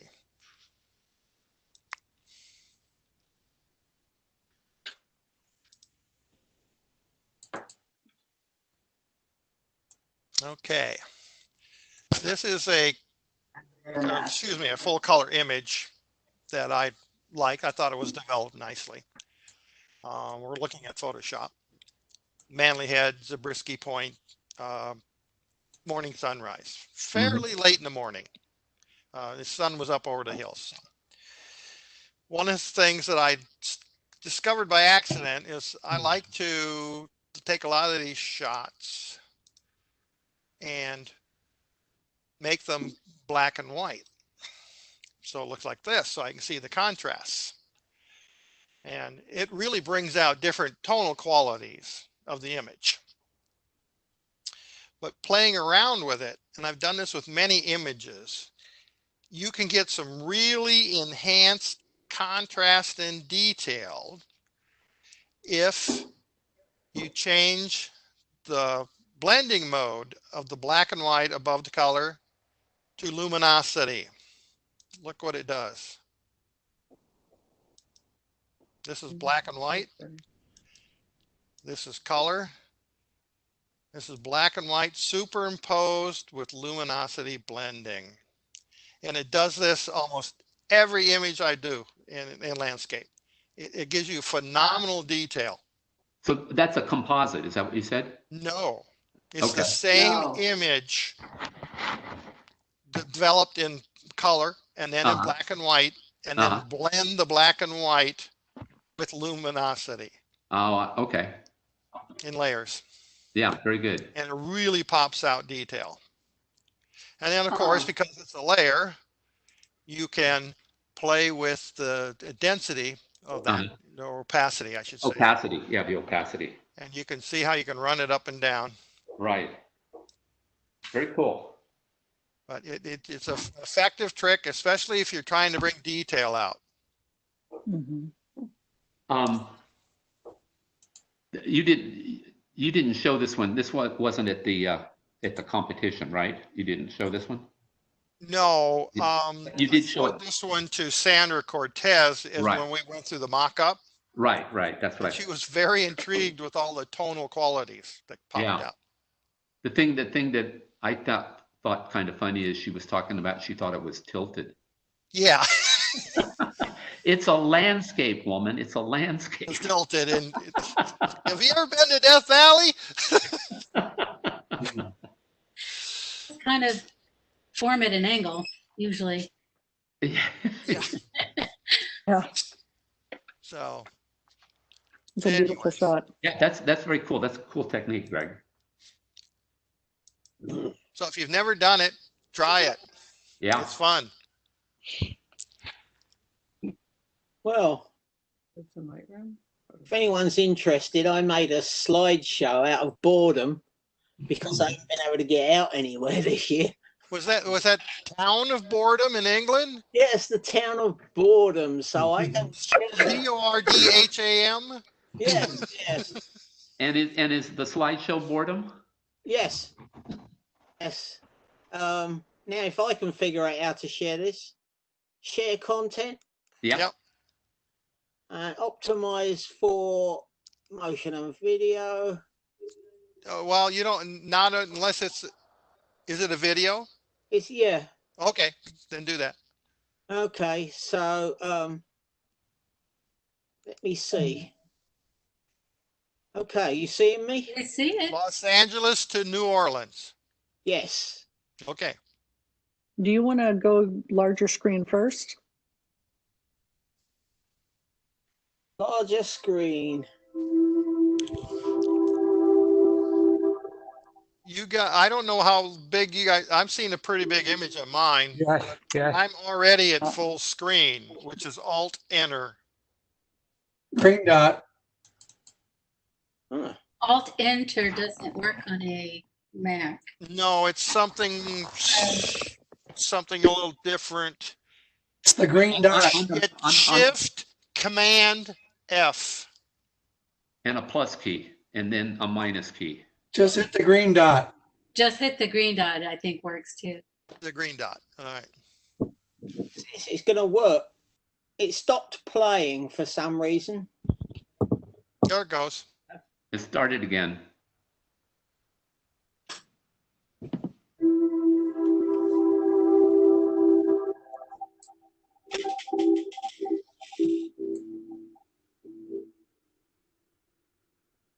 audio's not coming through. It's not. The audio. It started just like mine. It started and then quit.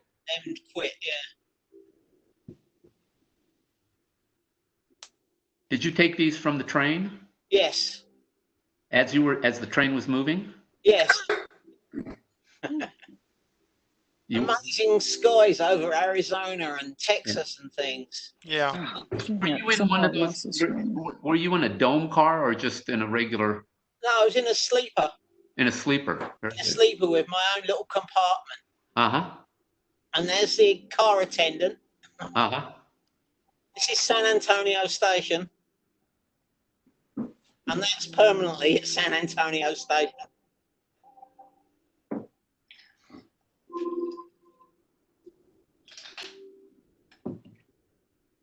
Nice reflections. Yeah. Yes. It rained. As you can see, there's a bit of a flood there. It rains in Texas. Yes, now we're in Houston.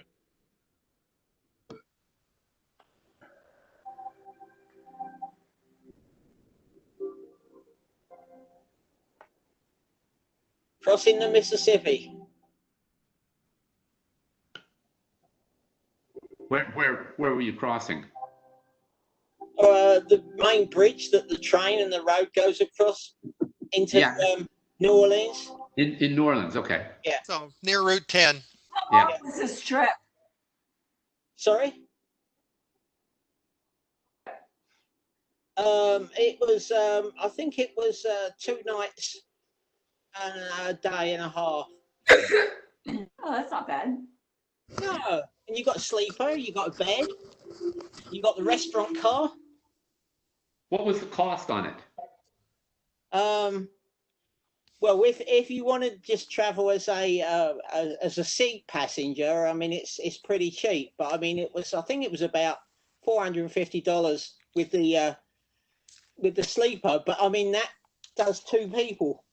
You know, although I was on my own, it actually does 2 people. Stop sharing. Well, 450 is pretty cheap actually. I mean, it costs you that much to fly. And and that includes all your meals and everything. Right. And the meals were before COVID, freshly cooked restaurant car. Yeah. And the only thing you had to pay for is if you want booze. Yeah. My grandfather was a conductor on the B&O Railroad. Yeah. And then they moved out to California, and he was on Southern Pacific, if I remember correctly. My Ohio family is railroad, all railroad. Yes, yeah. It's I really like train travel. It's relaxing. You know, you can walk about, you can go have a meal, you can get them to make your bed up. Alan knows all about it. He's done plenty. Hey, didn't the House of Blues in New Orleans just burn down a few months ago? Did it? I haven't heard that. I think it, like 3 or 4 months ago, I think it burned down. Wow. And let me see. And when I reached New Orleans, I changed trains and got in the private car. And let me see. And I made this from the private car. Some of the same pictures from New Orleans. Natchez, yeah. Yep, this is on the old steam paddle boat. The friends I was meeting with. This is on the private rail car. Wow.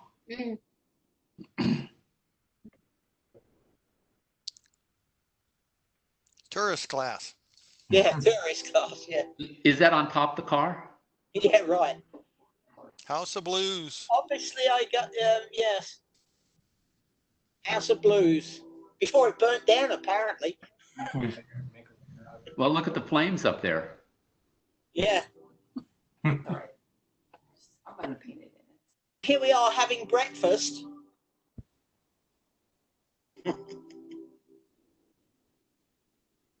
This is the morning we left New Orleans, so we went out across the bridge again. Looks like it'd be fun. Took us back to What was the dress up? it was a murder theatre Oh, with dinner. It was quite a laugh, actually. Did all the attendees dress? Did you dress? Well, not all of it. I mean, some of us didn't know anything about it. I didn't know about dress and that, so I didn't. But I played the magician, and then we're back in the private car again, up to the restaurant. You can see the bar there.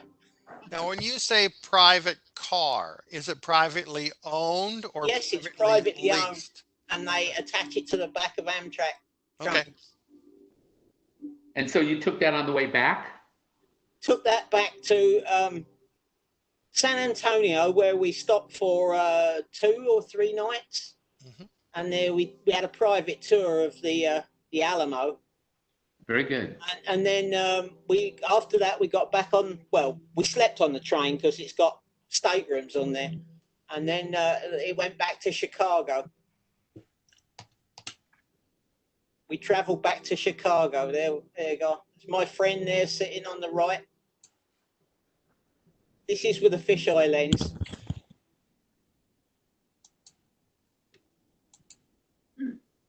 Any idea what that costs? Yeah, quite a lot. Quite a lot. I think he paid about $7,000 for the two of us. My friend was due to go on this trip with his brother. It's a cabin for 2. He was due to go on a trip with his brother, but his brother was taken ill and had major surgery. So he asked me if I wanted to go. So I picked it up in New Orleans. He picked it up in Chicago, but I met him in New Orleans, and then we went on from there. So Looks like a good experience. it was a great experience. I could never afford it. Yeah. Now, if I can find my way to get out of this thing. Up top in the center. Yeah. There we go. Hey, great. So, you know, something I'm not likely to ever be able to afford to experience. Now, last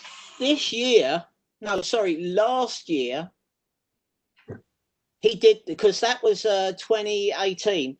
2019, they took the train on a different route. It went up and across the top of the country and then down on the Coast Starlight.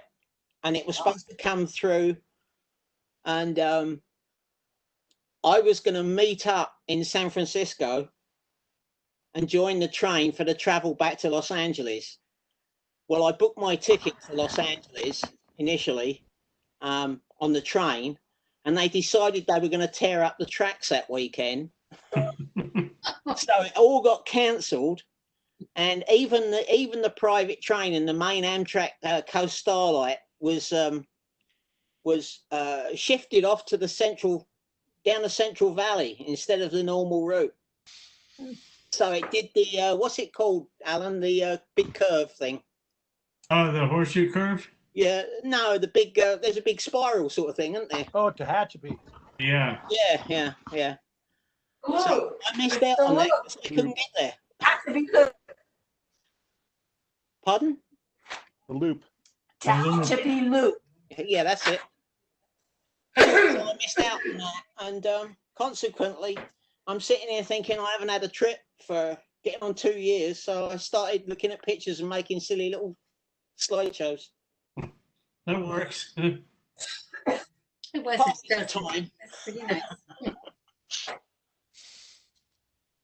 Yeah, that was very enjoyable. Yeah. Thank you. Anyone else got anything nice to share?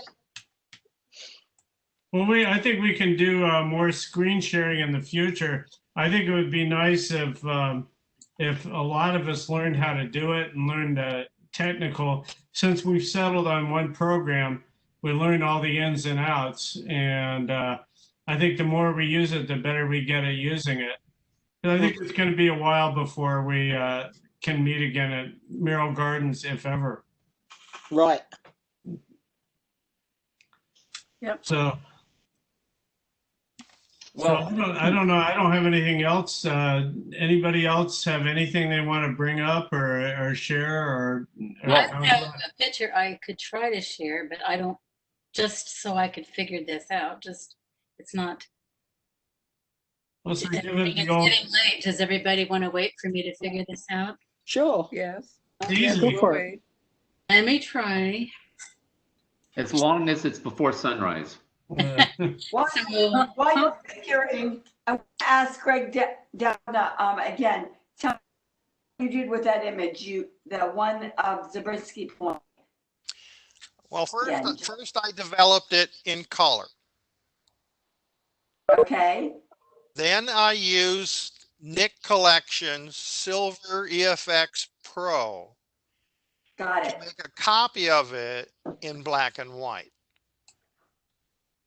Okay, So now you have 2 layers in your Photoshop window.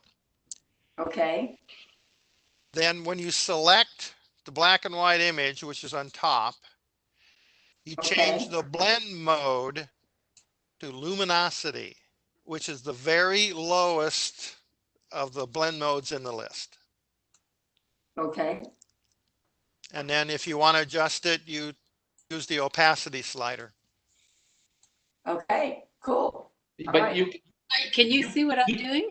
Yes. let me Sorry say about that. let me say one thing first. You could do the same thing. You can do the same thing in Photoshop without bringing the FX. That's correct. You right. can convert it, make a copy, convert it, Right. Put a black and white adjustment layer on it. right? Do all the adjustments. Right. I just happen to like using EFX. Yeah, but I was just trying to point out that you don't have to have the Nick. Program. Yeah. Excellent point. Very nice. Pretty cool, huh, Elaine? Yeah. Oh, you can see it. Okay. Well, this is one of the things that Ron and I was playing with was photographing smoke. And so I just decided to take it into Photoshop and play with it and see what I could do. How much weed was involved in this? An awful lot of smoke. So what do you have, candles there that you snuffed out and let the? Actually, I had some incense. Okay, incense. And it'll burn a long time. And right, and then you then it's a composited image, so you. Yeah, it's actually just flipped. Right, and then flipped again. Right. 2 times, but yeah, mostly I just wanted to see if I could share something. Although I think I did it rather clumsily. But, and you did this. Did you have any lighting on it, or just? Oh yes. What did you use for your light source? We have some LED lights, and we had. And they'll sit on the desktop. Or are they on tripod or stand of some kind? The lights were on a little tripod, and then I had a black background in the back. And then it helps. I mean, they're constant. If you don't have a constant flash, then you're going to need some light, just so that you can actually see the smoke to focus on it. So they're basically hot lights. Basically, they're not flash. They are But flash. they can flash. Yeah, they stay on constant, but then you can have them flash. But for this, I didn't have them flash. I just use the light to focus and adjust my exposure. And it's an overhead shot? No, it's I'm sitting, this was on a table with a black background. Okay. And let me see if I have a regular. Hey, Jim. I have a regular smoke to show you what it looks like. Okay. So, yeah. The Rhodolite Neo 2s, yeah, they have a modeling light and they use an Electron controller and they flash. Would you do me a favor and just send me an email with that in it? So sure. I've been thinking about doing this, and the biggest problem I had was trying to figure out what I was going to use for a light source. you know. They're not cheap. Oh, that's fine. We got them, they do go on sale occasionally. We got them for 50% off. Uh-huh. Through what, B&H or? Yeah. No, No? no, we got them directly from Rhodolite. Okay. Very But- good. But yeah, they have a good product, but they're proud of it. Yeah, that's very cool too, this one. This is just a straight smoke. Yeah, it's very cool. And it, you know, I was fascinated how it curls around and does all kinds of really cool things. Of course, you can change the colors in Photoshop. Right. Too. And you had a fast shutter on this one. Yeah. And on these LEDs, can you change the temperature, the color? Oh, yeah. Yes. So you can change the intensity and the temperature. Yeah, very good. Gels for them. Yeah. Barn doors for them. Uh-huh. You can actually, I think it'll go on in your hot shoe as well, if you wanted it to. Uh-huh. No, they don't. These don't? They'll fit on there. They're a cold shoe. Okay. Temperature is variable between 3150 and 5600. 5600 is what? It goes from 3150 to 6300. Oh, to 6300. Okay. This one, I thought I made it look like a butterfly. Wow. But this is what you do. Like Tony says, when you're bored, have an opportunity to learn something. I don't know what I'm going to do with it. But Do you know what chemgrams are? do that, Elaine. What's that? I took the regular smoke picture. Now, how do I get back to join the group? You're sharing. You go up to the top. And then. And you'll see or stop sharing. Okay, there I go. Yeah. So I just took the regular smoke picture, and I have a lot of smoke pictures, and I tried to find ones that I thought would look good if I flipped them. You know, you take it in Photoshop and just do a mirror image of it. Basically, you create another layer. Yeah. And then flip that layer, transform that layer. Right. You just make a mirror image of it. And then actually on the one, I mirrored it twice. Oh. Yeah. Which I've never done before. So that was another thing I learned. Do you know, are you familiar with Michael Jackson, I think is his name. And he does what he calls, I think they're called chemgrams. And, but they're like photograms, or, you know, like, what do you call it? Yeah, photograms. And they're pretty interesting. And what you did reminded me of that. But they're different because his are more geometric and they're done with objects, you know, that type of thing. With solid objects, you're working with smoke, but it had a similar feel to it. So, Elaine, what was the brand of the light source again? The LED lights? Rhodolite. Rhodolite. Like, how do you spell that? Is ROTOLIGHT. ROT. That again? Look, it's COVID. EO. Oh, Roto. Okay. Roto lights. Yeah. Gotcha. They make different types of lights, different products, but if you can, Ron's the expert on it. I don't know a lot about lighting, but I'm trying to learn. if you go to a website called 21st Editions, I believe it is, you'll see this. I'm pretty sure his name is Michael Jackson. You'll see his work up on it, and plus a lot of other photographers like Salgado and. Go to where now, Jim? It's called 21st Editions. I'm gonna write that down. Yeah, 21steditions.com, and there's some really spectacular, some really good photography up there.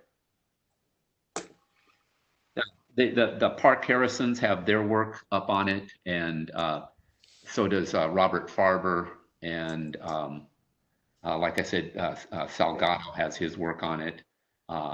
Joel Peter Whitkin has some of his work on it. So what they do is they make specialty books, and these books sell for $2,500 plus. And when you buy one of them, at least you used to, I don't know if they've changed their policy, but you used to get a couple free or loose prints that you could select. So you get a book with 25 or 30 or whatever photographs in it, and it's I've seen the work in person, and it's top-notch stuff. Here's the rhodolite. Oh, Okay. back up a little bit to focus. Just, yeah, there you go. Want to see the light up? They're pretty good size. You gonna blind us? They also battery powered or AC powered. So And the nice thing about them is if you use them as a flash, The batteries come with it. and you think it's your camera, there's no refresh time. So if you have a really high speed, Flash. yeah, you know, high speed sync. Yeah. if you're doing really fast continuous shooting, you know, this can just keep up forever. So you can take, with the battery, you can take it outdoors, take it Yep. to the desert. You know, Yep. that's really cool. Take 6 triple A's, but they're special ones. And so we have 2 lights, so we bought actually 4 sets of batteries. And they're rechargeable. They're rechargeable. You have to buy the chargers. Right. Right. Nick, As long as we're using it in the house, we just plug it in. Sure. Huh, that's pretty cool. Very nice. How do you hear them try to share something? Yes. I would like to try to share something if Yeah, a few more minutes. it's scary, but Okay. Who's going first? So does somebody else want to share anything besides me? Ron, go first. Mine too. Okay. Okay, I'm sorry. Where's that? you go first and you can figure out where yours is. Okay, go for it. I gotta quit then, right? You're not sharing it, I'm not. I'm so still you're looking. not. Okay. Okay, I'll try sharing. I've got mine queued up. Let me see if I can make this work. Ramona, what are you forking?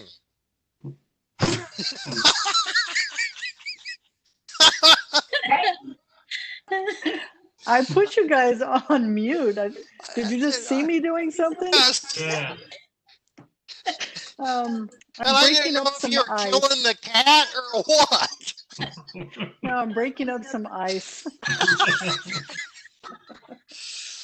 You guys see my screen now? Yes. Yeah. Okay, so I'm just going to show you one of my first flights with the drone, just for kicks. Has anyone else ever used a drone? No. No. So they're kind of funny to figure out. I have. So some of the controls are more sensitive than I was thinking. And then I kept moving the wrong way at times. Making me puke. Making my husband says making him puke. There were several times when I meant to go down and I actually went up. And then That could be a good thing. Or a bad thing. Depends on how far you are. You need to go down into that water. Looks like you went down too far. Whoops. Uh-oh. I accidentally pushed something that made me go to a different video. Let's see. So where did that go? Oh, it's right here. So I'll just get back in the middle of it here. Yeah, so that's it. If anybody's interested in drone photography, and we can get together and I can show you how mine works or doesn't work so well. That's kind of cool. What's the resolution and format of the camera? Yeah, Good question. Well, the video has different resolutions you can do all the way up to, I think it's 4K, Okay, down to what, 720p. so 1920 by 1280 or whatever. Yeah, and then you can do the still photos, and you on the one side of the camera, you use the button for video, and the other side is for stills. And the still, you can set it for JPEG, or you can set it for RAW, or JPEG and RAW. And how many photos can you get on a card? mine says you can put in the maximum size card you can put it in is a 64. Okay. Gig. It came with a 16. I'm not quite sure how much those either of them actually store. So well, it's 16. You can get quite a few, even raw. Especially in JPEG. Yeah. yeah, and I couldn't figure out how to do the exposure adjustment at first. So my first ones were overexposed, and I found out one of these knobs I was turning was an exposure compensation knob. And I'm going like, oh, if only I'd known that, I could have turned it to the right compensation. Yeah. I kept learning each time I go out, I'd learn a little bit more. And I had to watch videos and stuff I was trying to find from the manufacturer. I couldn't find the good stuff until later after I'd phoned it a few times and gone like, oh, they do have good instructional videos. I just didn't know. Yeah, on my camera, I shoot 16. I have 16 gig cards, and I can get over 500 raw files on it. So, and those are 128K or something like that. Maybe I forget how big they are, but anyway, you can get 500. I think these are like 12 megabyte raw files. Right. That's I think mine are 28. Mine are 28 megabyte. But that's that's what a. I don't know what the. I don't remember what the size of the how many megapixels the camera has. Anyone getting sick yet? No. I'm just impressed that you were brave enough to fly over water on the first try. I was a little concerned about that. I didn't buy the insurance, and I kept thinking maybe I should have bought that insurance. Did you have Ken wearing his bathing suit? He would have gone in naked probably to go get it for me. You captured that on film. But I'm sorry. Anyway, this just goes on. I just wanted to see if I could share something and give you guys a little bit of an experience of what it was like. I had a lot of fun. Is a camera integrated into the drone? It is. It's on a gimbal. What brand is it? It's called Mavic. Oh, it's a Mavic. Okay. It's a Mavic. DJI is the brand. It's called Mavic. It's the Mavic Pro. See, I'll show you. It all bundles up and folds into this little case that they give you. And so you can take it hiking, and it's nice. It doesn't weigh very much. It's small enough you don't have to have a license, and it only goes up to 400 feet. Can it lift you out if you have a problem? Could it rescue me? Yeah, could it lift you out? It might lift my husband, but I'm sure I'm too heavy. And it doesn't zoom. If you want to get closer, you just have to go down lower. But it does tilt, and like all the stuff you're saying, it tilts, and you can move it sideways, or you can rotate it. You're seeing everything. Like I'm going the wrong direction sometimes from what I mean to. That's cool. Trying to get it centered. So. We were just on a trip up the Oregon coast coming down, and we stopped at the Peter Iredale out on the beach there, and there was a guy using a drone, and he was flying in and out and around the Peter Iredale wreck, and I thought, wow, that would be some cool perspectives. Yeah. It's a fun. That's cool. Yeah, unless you want to photograph the Peter Iredale. What was that, Ed? What's that? Yeah, yeah. It's a great experience unless you're the one trying to photograph the shipwreck and you got a drone flirting around in there. The least of your problems when you go there. There's usually people climbing all over it. when I've been there. Yeah. Most people stayed back until I was done, and then they all came in afterward. Oh, we just had to be patient, and then we had it. Yeah, I think I timed it right or something. You can't blame, everybody wants to see it and experience Right. it their own way.